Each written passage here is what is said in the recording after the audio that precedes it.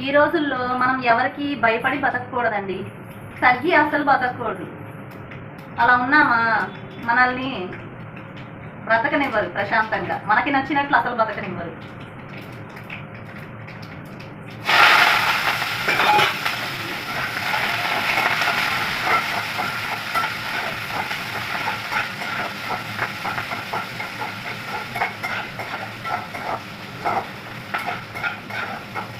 ఇంకా మా పింకీకి జడలు ఒక్కటే బ్యాలెన్స్, జడలు కూడా వేసేస్తే ఇంకా అయిపోతుంది. స్కూల్ టైం కూడా అయిపోతుందండి, ఇంకెక్కువ టైం లేదు, ఒక 15 మినిట్స్ ఉంది అంతే. ఇంకా స్కూల్ మాకు దగ్గరే కాబట్టి కొంచెం మాకు వెనకాల స్ట్రీట్లోనే కొంచెం దూరం అంతే, ఒక 5 నిమిషాల్లో వెళ్ళిపోవచ్చు అనమాట నడిచి వెళ్ళిన. కానీ మా పింకీ అట్లా కాదుగా, టైంకి అక్కడ ఉండాలని ఇది.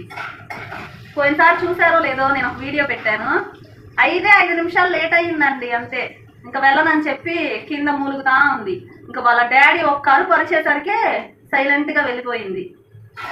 ఒక పక్క బండి తాళం కానరాక మా ఆయన టెన్షన్ మా ఆయన పడుతూ ఉంటే ఎత్తుక్కుంటూ కింద మా పింకీ 5 నిమిషాలు లేట్ అయిందని ఆగిపోయిందండి అంతే.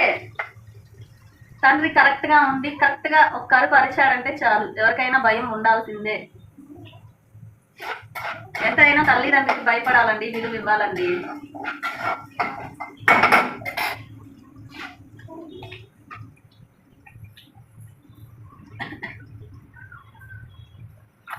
ఇప్పుడు ఇంత అల్లరి చేస్తాడా మలక్కీ గారు? ఇక్కడే తిరుగుతూ అల్లరి చేస్తున్నాడు. ఇంత అల్లరి చేస్తాడా? చూడండి, కాళ్ళ దగ్గరే తిరుగుతాడు. ఇంకా మేము ఎలా పని చేసుకోవాలి? అటు ఇటు మా కాళ్ళ దగ్గరే తిరుగుతూ ఉంటాడు. మేము పడతామన్న భయం కాదు, ఎక్కడ దాన్ని తొక్కుతామా అని భయం.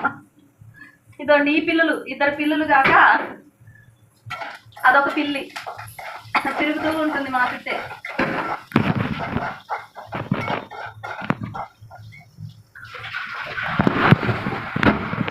మా ఆయన ఒక పిల్లి, మధ్య మధ్యలో వచ్చి కనిపించి వెళ్తూ ఉంటారు.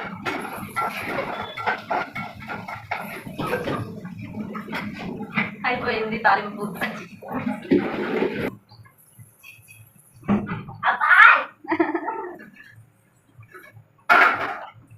యూనిఫామ్ వేసుకుందని విసిగిస్తుంది, సాక్స్లు పీకి పెట్టి వేసుకున్నారంటే. మా పిల్లలు అడ్జస్ట్ అయిపోతారండి పాపం. చూడండి, ఇలా పప్పుల పొడి చల్లి ఇచ్చేస్తాను, దోశలు తాలింపు అన్నం పెడుతున్నా తినేస్తారు, ఏదైనా సరే. ఇంకా నాకు ఓపిక లేనప్పుడైతే మామిడికాయ పచ్చడి, పప్పుల పొడి, నెయ్యి వేసైనా పెట్టేస్తాను, ఓకే అంటారు, వద్దు అని చెప్పరు.